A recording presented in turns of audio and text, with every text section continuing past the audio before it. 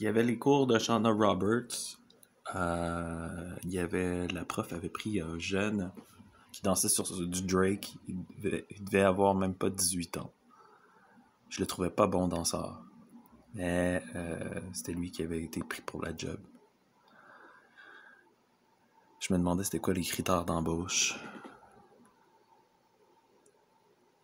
Je me demandais, parce que des fois, même les intervenants, j'ai l'impression qu'ils pouvaient avoir un enfant. Puis moi, j'aurais continué à travailler, et puis les enfants auraient pris le poste éventuel de travailleur social. Puis j'aurais pu avoir la même intervenante, l'intervenant avec son enfant aussi, plus tard. Mais en tout cas. La Shauna, c'était son assistante Nen qui animait les cours le plus souvent. Et Shauna me rappelait la chanson Unbreak My Heart de Tony Braxton.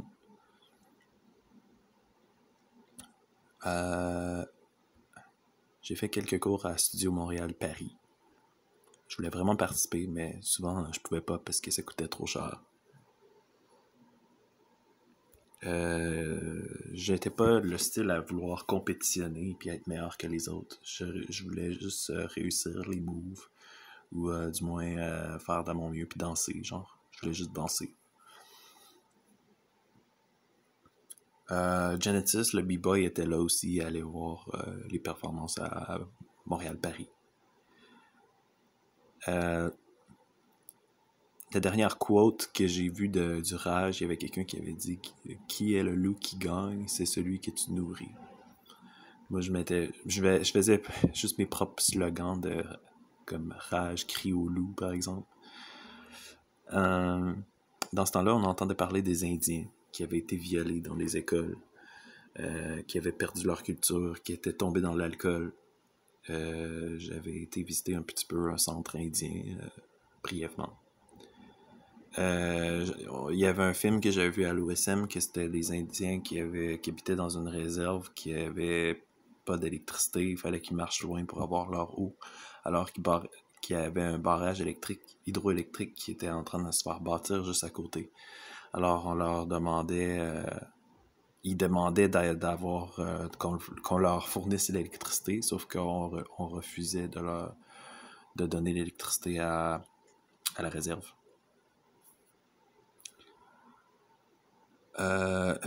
J'ai été chez Kanan pour voir son film de Pro-Can. Pour travailler sur son film de Pro-Can, il était avec sa blonde, il écoutait Trailer Park Boys. Il m'a montré sa table à dessin avec son encre de Chine. Le fait que je consomme pas de drogue fasse que je n'ai pas la job. Parce qu'il disait que lui travaille avec du monde qui consomme. Il m'avait posé la question, qu'est-ce que tu ferais si on part sur le break puis on va fumer ou prendre de la drogue? Bah, j'ai dit, moi, ça va me mettre inconfortable, je vais m'éloigner.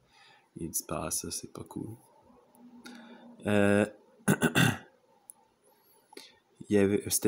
Son appartement, son studio était pas loin du Chat des Artistes, près de Papineau.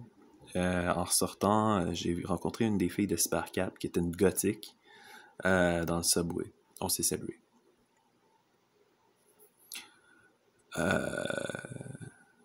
Pour l'atelier graffiti, c'était en 2013. On a sorti dehors, on a été sprayé dehors, la canne. Je retenais mon souffle pour pas inspirer le toxique. À la fin de la muraille, à la fin de la murale, on a ajouté des pochoirs en feuilles mortes.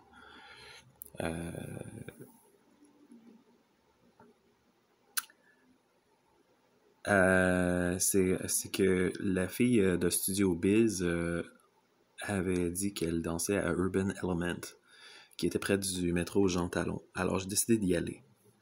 C'était en 2014. Et j'arrivais d'avance, puis je regardais les danseurs, surtout les filles, qui dansaient par la fenêtre. Le gars de l'accueil, il avait des dreads avec un mini skateboard. Il s'amusait à faire des flips avec ses doigts. il y avait des babillards qui annonçaient des workshops avec les profs. Je m'étais dit que moi aussi je voulais avoir des dreads. J'avais essayé une perruque même dans une boutique de déguisement sur Saint-Laurent, ce qui me donnait un air de Lil Wayne. J'avais rencontré le owner qui avait déjà été dans une situation comme la mienne, itinérance, et parce qu'il avait tout échangé pour la danse. Je lui ai expliqué la situation, celle d'être cassé financièrement, de ne pas pouvoir payer les cours, et que je voulais avoir des cours gratuits en échange de rien. Mais j'allais être zélé et motivé à participer. J'ai pris quelques cours de house, de whacking. Il y avait une gang qui allait pratiquer derrière, dans la salle en arrière, où ce que j'allais, c'était les enfants, surtout c'était une gang d'enfants qui dansaient avec le fils du propriétaire qui était dans la gang. Ils faisaient du popping, eux autres. C'était le cours, c'était du popping. Fait que j'ai appris quelques moves de popping as well. Et puis, dans l'autre salle, il y avait, quand c'était le soir, puis que tout le monde était parti, il y avait du crump. Le crump, c'est comme le breakdance.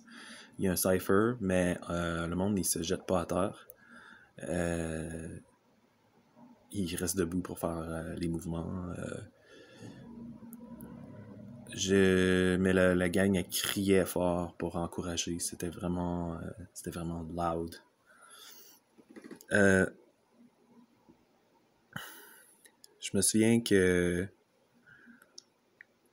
dans la classe de jeunes, le prof qui était noir, il faisait une démonstration pendant tout le monde qui dansait, il faisait une démonstration sur la chanson Sam Smith, Latch. C'était assez cool. J'ai pick up quelques moves. Je pratiquais le popping, des mouvements saccadés comme un robot. J'ai aussi appris à faire le moonwalk comme Michael Jackson, parce que j'y allais tard le soir aussi, et où il y avait une gang de danseurs plus expérimentés qui venaient pratiquer indépendants des autres. Qui suivaient pas de cours, c'était plus une pratique libre, et puis je pouvais apprendre d'eux. Je n'ai pas été vraiment longtemps, par exemple.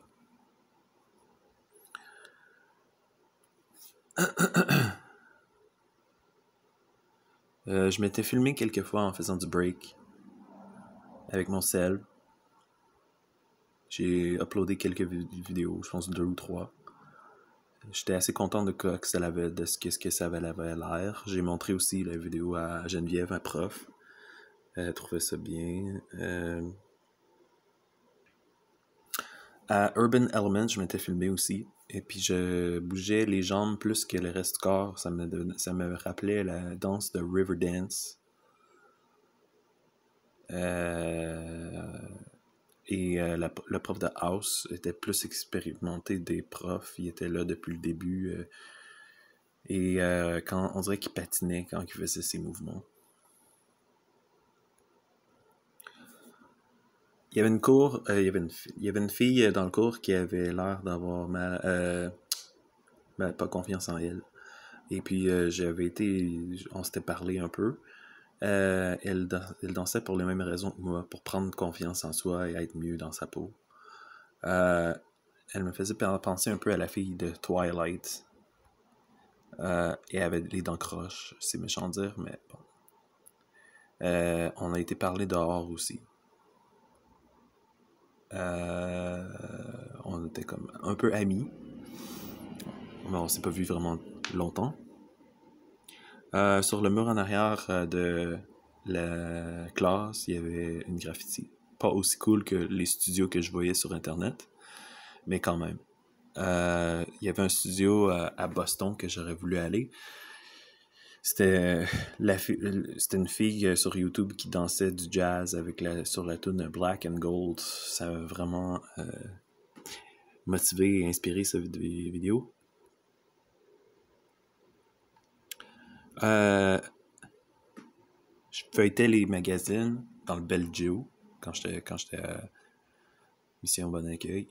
T'as qu'à regarder, ça dit que Montréal était reconnu comme une ville de design. En tout cas, à Urban Element, j'ai pas resté vraiment longtemps. Et c'est toujours triste quand tu finis, parce qu'après avoir dansé, il te reste rien. Juste un souvenir d'avoir existé. Et quand il est retourné en Belgique, le projet de Radio Anonyme est tombé à l'eau. Il s'ennuyait de sa parenté. À la dernière journée, il nous a payé un restaurant de dumplings. C'était pas loin de le studio. On pouvait y aller à la marche.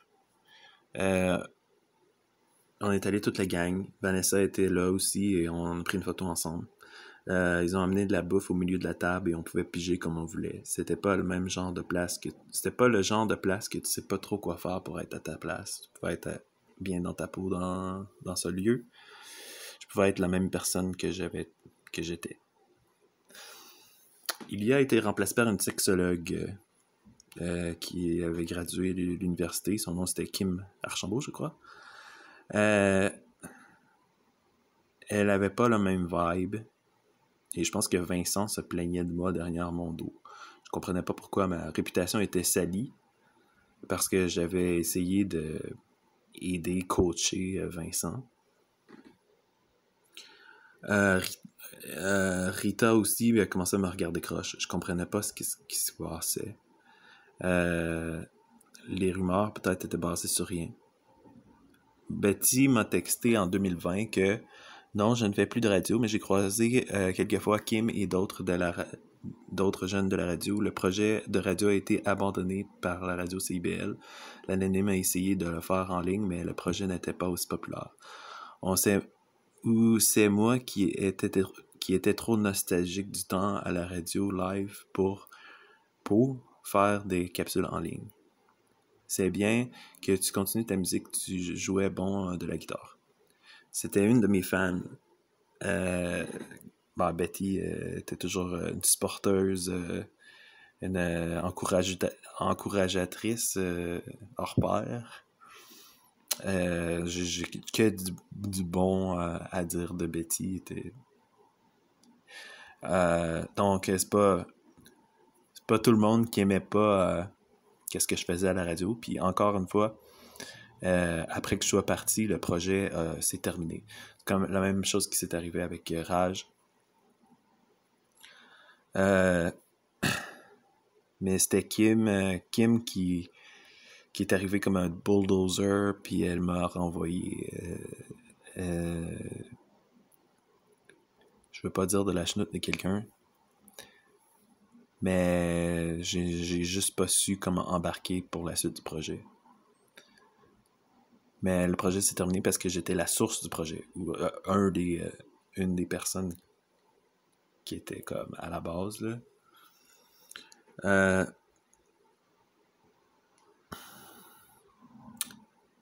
Kim m'a parlé de sexe ouvertement, chose que j'essayais de faire, mais en même temps, je voulais pas me forcer pour dire des cochonneries.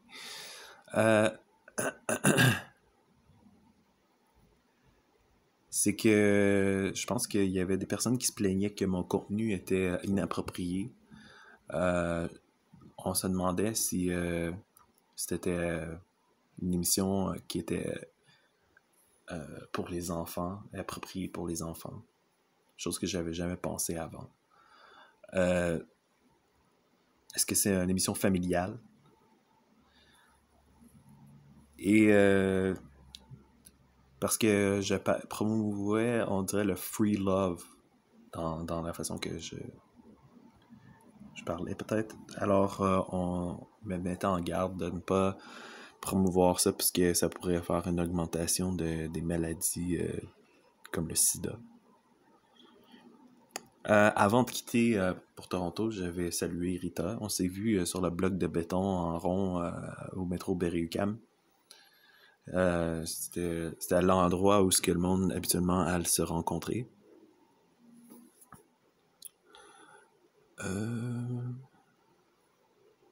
Mais en ce qui concerne CIBL comme lieu de travail, ça me convenait parfaitement. Comme Cybercap, c'était juste un parfait projet, comme ET, comme hors piste. Mais Radio Anonyme a stoppé après 2 ans. J'aimais ça travailler de soir aussi.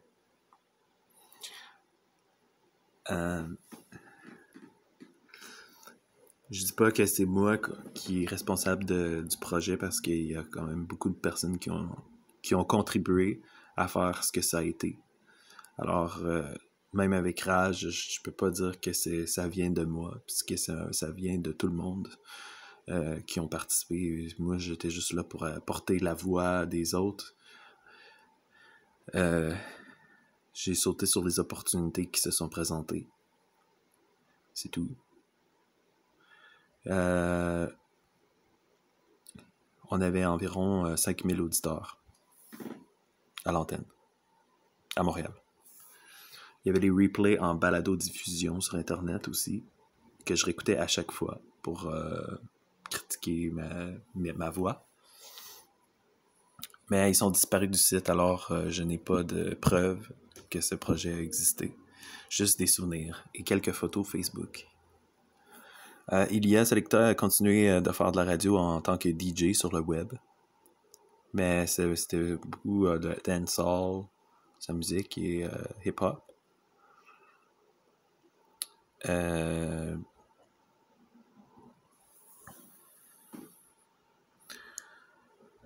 Je pense que le cirque hors piste était un bon fit pour moi parce que c'était juste une belle complémentarité avec tous ces projets-là. Les personnes que je rencontrais, il y avait juste une belle complémentarité qu'on était chacun à notre top.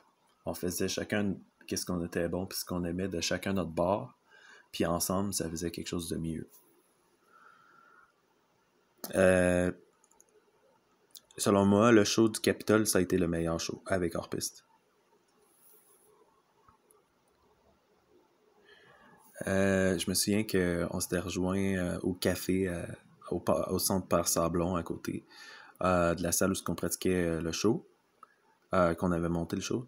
Lily avait demandé des panini avec du fromage fort, le plus fort que tu peux trouver.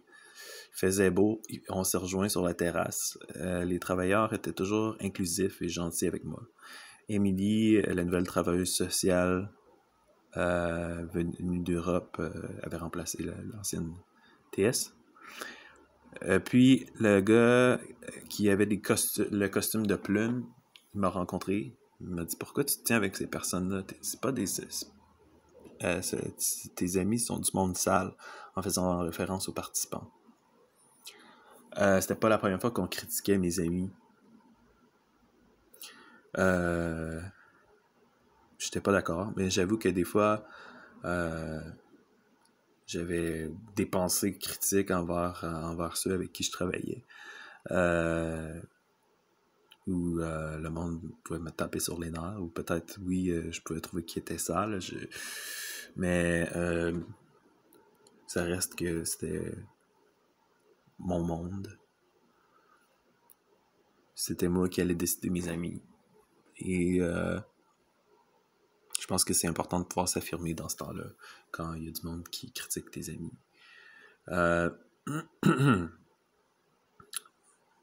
Le show au Capitole, ça commençait avec Noémie, Ivy, qui était sur le tissu. J'avais ma perruque d'Alice et buvais dans une coupe en fake. Pour faire semblant, le breuvage était censé me faire rapetisser ou grossir. J'étais dans les béquilles parce que j'étais le gros. Et puis je regardais Ivy sur le cirque de façon perverse. Je faisais applaudir la foule plus fort.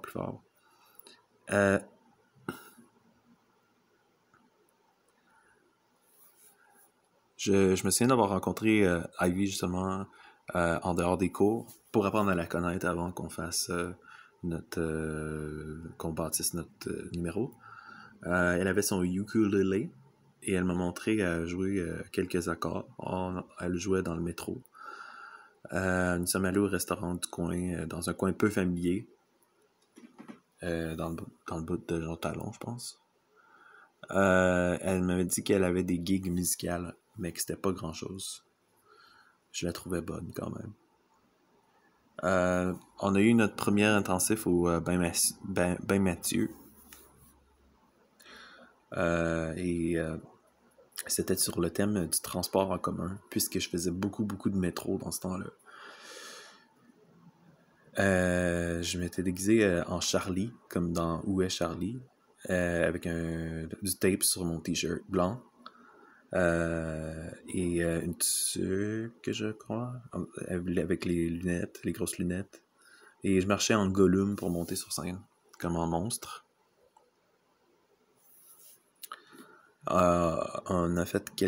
J'ai fait quelques cours de parcours dans un studio en dehors de hors-piste. C'était assez intense comme entraînement, probablement le plus difficile comme style d'entraînement le plus extrême. Fallait marcher sur une longue distance avec quelqu'un qui nous tient les pieds, par exemple. Fallait sauter par-dessus des blocs.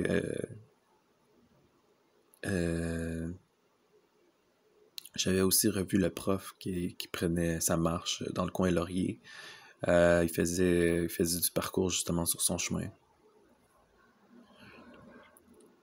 C'est difficile de décrire les mouvements justement en mots parce que c'est en mouvement que ça se passe. À la sortie du cours, j'ai vu un papier et c'était Jacques Languéran qui était sur le sign. Et puis j'ai vu ça comme si c'était un signe que j'étais sur le bon chemin.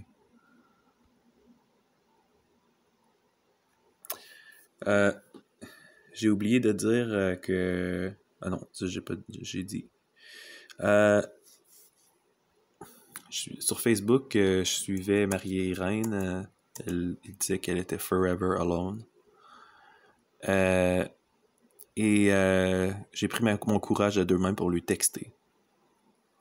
Je lui ai demandé si elle voulait faire du sexe avec moi. Et elle a refusé, elle m'a bloqué. La méthode de Stifler de American Pie ne fonctionne pas. C'est confirmé. Lily disait qu'elle inventait des noms pour les moves, qu'elle écrivait sur une feuille, et elle m'encourageait de faire la même chose que j'ai faite. Elle disait que notre segment de chorégraphie était trop long. Et voire plus long, il fallait couper. C'est nous autres qu'on avait le bout le plus long. Il y avait une fille du groupe qui disait que notre partie, c'était de main à main, c'était son bout préféré du show.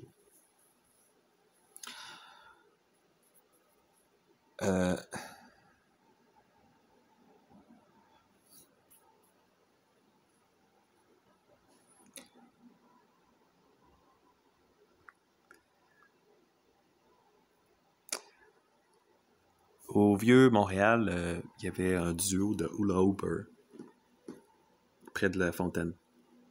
J'ai voulu m'intégrer. Nous sommes allés en bas parler au resto café. Je pense qu'il avait déjà fini le cirque hors piste, était d'anciens participants. Et maintenant, il s'apprêtait à partir en Europe. Il était tout glitter, sparkle, habillé en rose, flash. Avec le hula hoop rose et tout. Il y avait d'autres artistes qui faisaient des spectacles et je pouvais regarder les spectacles de la rue finalement. Un gars finissait son spectacle en disant que de lui donner de l'argent puisque ça allait lui permettre de retourner aux études. Il disait ça d'un ton sarcastique. C'était assez drôle. Il y avait un vieux qui disait qu'il avait la tête qui tourne à cause de la chaleur du soleil pendant le spectacle. En fait, il y avait quelqu'un qui disait qu'il y avait... Des fois, le monde qui travaillait sur la rue, il mourait. Il était comme... Il devait se faire remplacer. Il y avait un spot qui s'ouvrait parce qu'il y a quelqu'un qui mourait. Qui était mort. Certains faisaient des portraits réalistes. D'autres faisaient des caricatures. Il y avait... j'ai vu Juste pour rire qui était en train de se faire filmer dans le coin. Un gag de Juste pour rire. L'émission. Je me suis fait faire ma caricature 2 fois.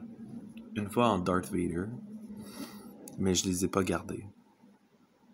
Je me rappelle le caricaturiste utilisait un espèce de crayon de feutre noir pour faire les cheveux qui était un peu usé. Un des caricaturistes me rappelait le Capitaine Crochet dans Hook.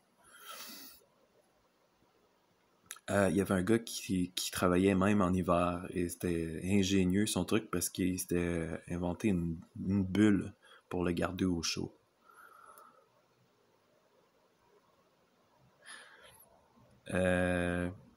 Pour être artiste ou caricaturiste, ça prend pas nécessairement une formation à l'école.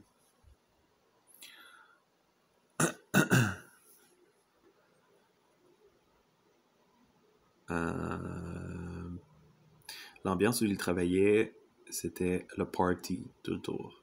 J'imagine que c'était comme semblable à ça, à être DJ.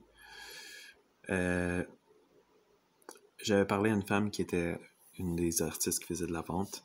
Elle m'a conseillé d'écrire aux artistes québécois comme Guy Lepage ou Yvon Deschamps pour leur demander de l'argent.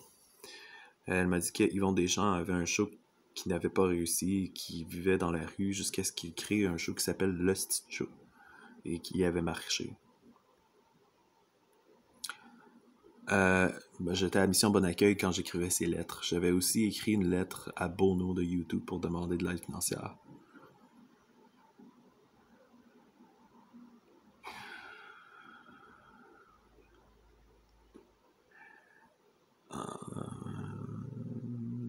Mélissa Blais m'a donné une carte du GIAPS. C'était avec toutes les ressources. Je l'ai rencontré dans le parc Berry. Je lui ai dit que je voulais partir en voyage. Elle m'a souhaité un bon trip, un bon road trip. Elle m'a dit que le cirque hors-piste était tatoué sur son cœur. Il y avait un party d'organiser avec le GIAPS. Et je me suis rendu compte que le monde, j'étais allé, le monde faisait de la drogue tout le tour. C'était affreux. Ça vomissait. Mélissa faisait un atelier. Je l'ai vu fumer aussi. Elle faisait un atelier sur les drogues, justement.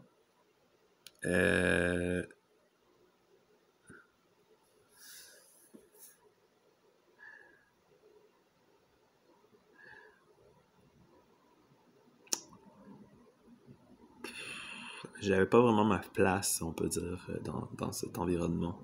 Parce que ça m'intéressait juste pas d'être avec du monde qui consommait comme ça. Il y avait aussi des massages gratuits qui se faisaient donner. Alors j'ai pris j'ai pris des massages. J'étais proche de 30 ans, alors j'étais trop vieux pour être dans le GIAPS, le groupe de pères aidants.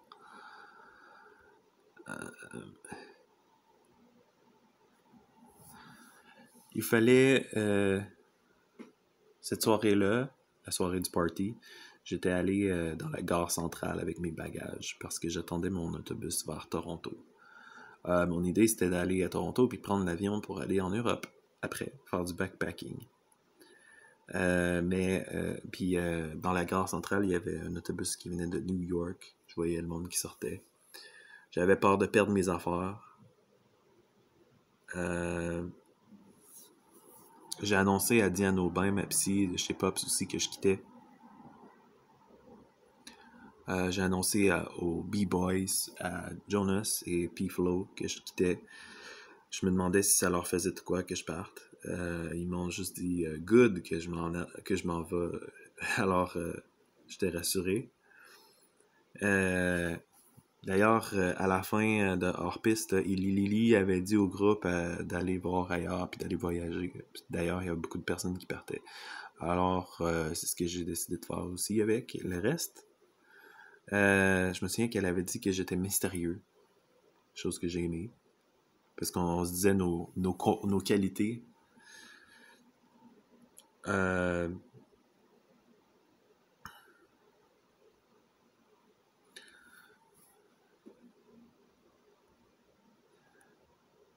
Je me souviens que j'avais rencontré Jonas dans un autobus à Hochelaga. Et il travaillait à temps plein, il revenait de sa job. Je lui avais demandé conseil au sujet de comment gérer les personnes difficiles. Mettons que tu sois en colère, comment tu gères ta colère. Il m'avait dit que c'est en tournant ça en joke, en riant avec la personne, mais d'éviter de se battre. Lui, s'était déjà battu, de ce que je sache, mais il essaie d'éviter. Je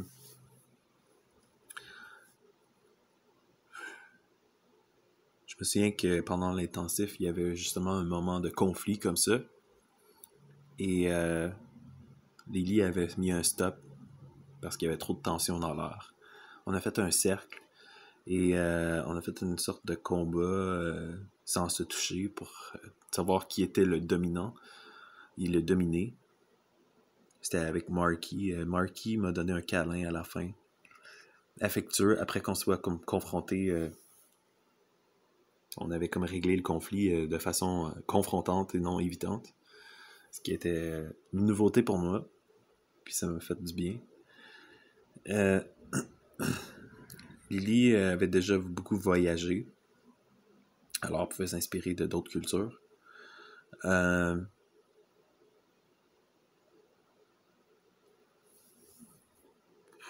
J'avais dit qu'elle devait avoir de la corne sur les hanches pour pas que ça lui fasse mal de faire les démonstrations de trapèze ou à la corde, mais elle avait dit que oui. Je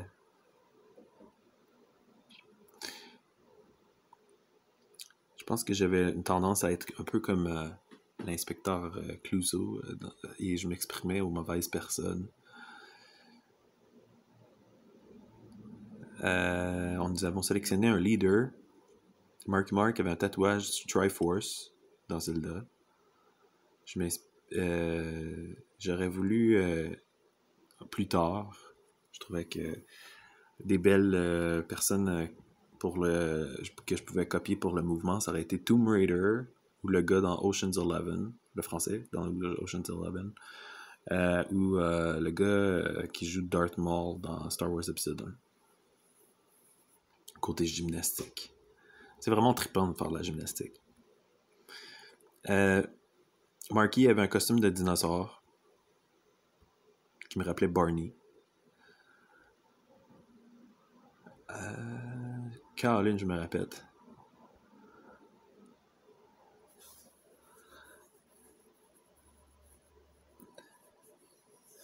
Alors, pour les minutes complètement cirque, on allait déambuler pour faire la promotion dans le village. On m'avait demandé si ça me dérangeait que je fasse le show dans le village gay.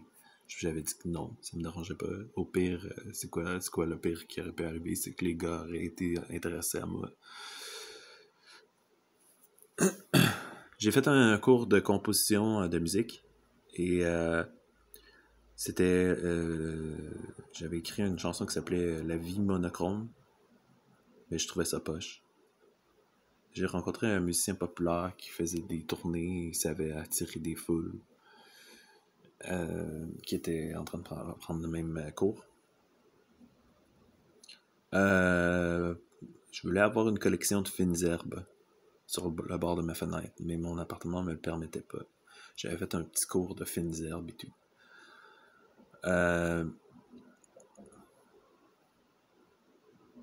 Le proprio m'avait dit d'aller au gym Fit for Life. Je me souviens plus exactement pourquoi. C'était le gym qui s'entraînait. Il y avait un studio de danse dans ce coin-là. J'imagine que j'avais pris quelques cours aussi. Quand j'arrivais à Mission Bon Accueil, j'avais mon hula hoop que j'avais de hors-piste. La personne qui était le personnel pensait que c'était une arme. Il ne voulait pas me laisser passer avec mon hula hoop. C'est encore la même merde que je me faisais soupçonner d'être un terroriste. Mais maintenant, j'avais plus d'expérience.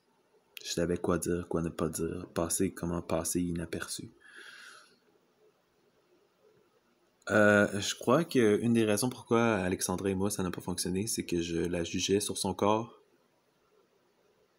Ça et sexuellement ça fonctionnait pas vraiment.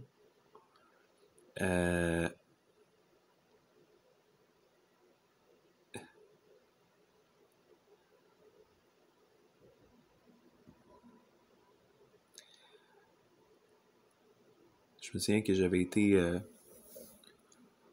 au concert de Katy Perry au Centre Bell. Et je pouvais pas y aller parce que j'avais pas payé. Alors j'écoutais dans le côté de la porte en attendant que ça finisse. Et puis après, je m'étais installé avec la guitare dans le métro pour faire des covers acoustiques.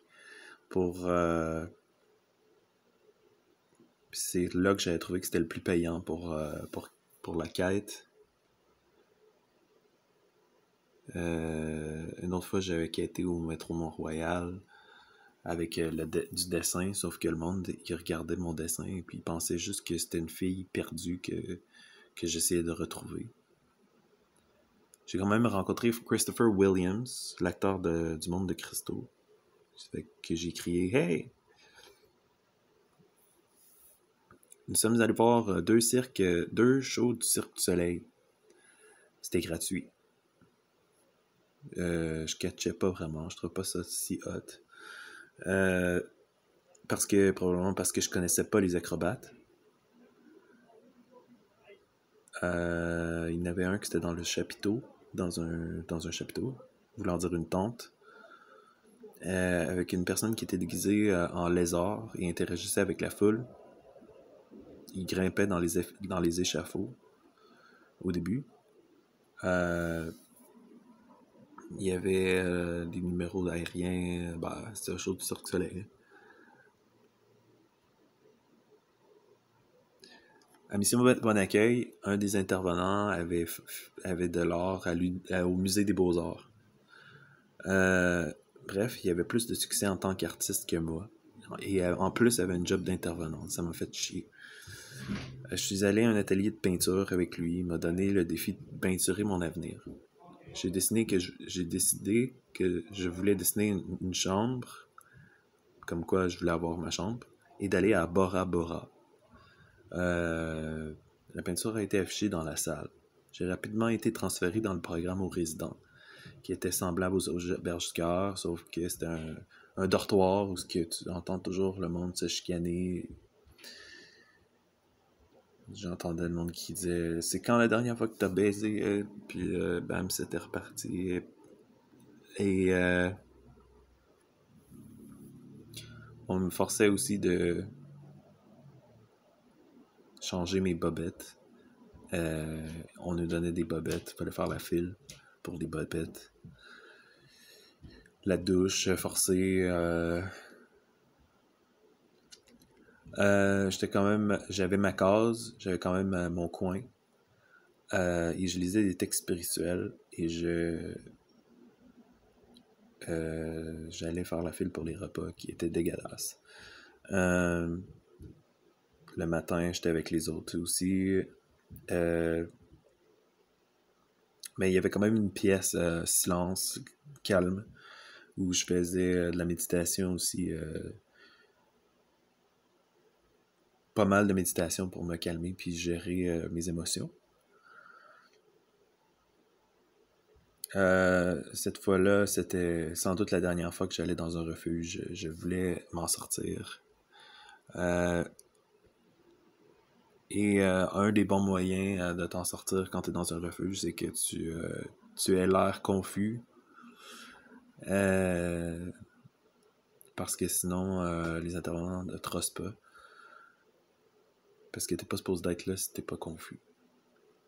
Je dessinais les princesses de Disney, comme on m'avait recommandé. Le caricaturiste du Vieux-Montréal. Et quand j'ai eu mon argent de retraite, je suis parti à Toronto. Et ça finit ce segment. Merci.